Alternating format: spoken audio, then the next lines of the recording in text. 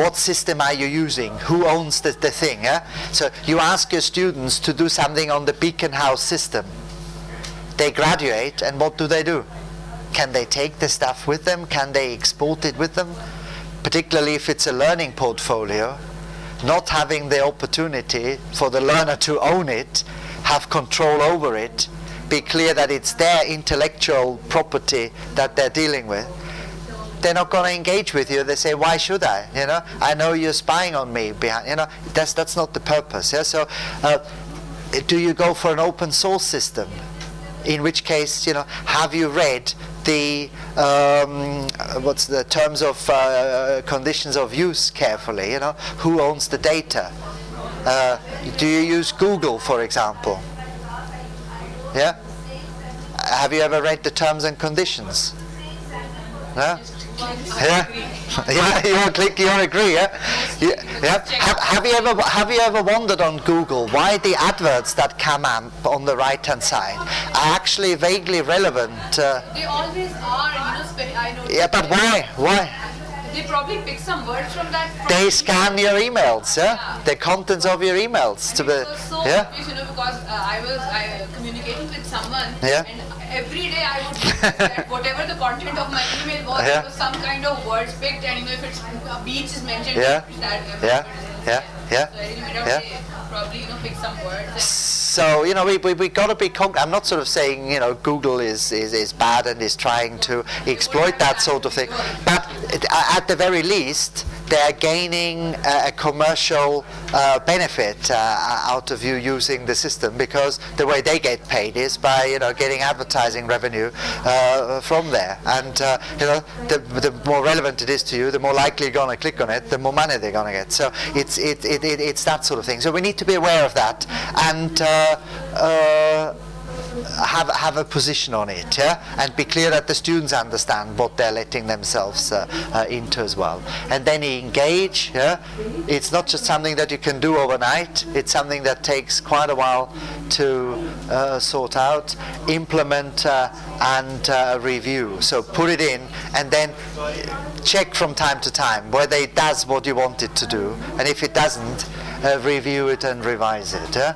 And this is a diagram that shows what's going on here. Yeah? At the center should be dialogue. Dialogue in relation to, you know, what we said earlier, dialogue between the teacher and the student, the learner with him or herself, and the learner with other learners, yeah? Around, you know, recording, organizing, planning, conceptualizing, constructing meaning, selecting, synthesizing, documenting experience, and then sharing that or publishing that. So it can do all these sorts of things, and that's why e-portfolios in relation to assessment can be such a good thing.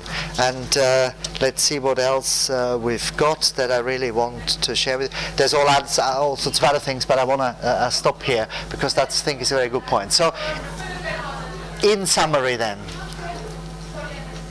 have you got any sort of responses, any reactions, any observations, particularly thinking about, you know, your own practice? You all said to some extent you have experience with portfolios. Has that helped you sort of think about it, reflect on it, and say, yeah, maybe I need to explore a few different things that portfolio can actually do much more that I'm doing now? Over to you. Yeah. The seven functions that you have begun to look at e-portfolios when we talk about emerging technologies across the curriculum.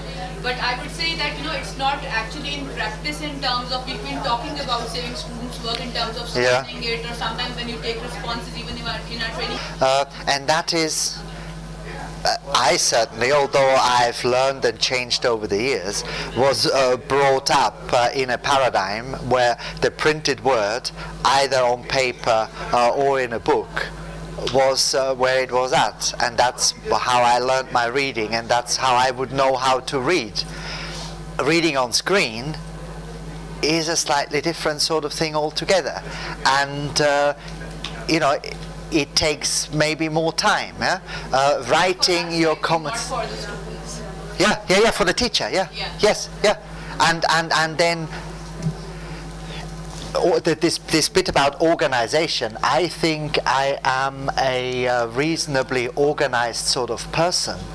But if you deal with hundreds of students, each giving you loads of digital artifacts, very soon I start to have difficulties in actually remembering, what was this now and where was this, and so you need to develop all sorts of new skills of actually organizing your own stuff. And students also expect an immediate response. Yes. Beaconhouse, when we had because of some security issues, we started a BSU virtual environment. That I'd be entirely in agreement around.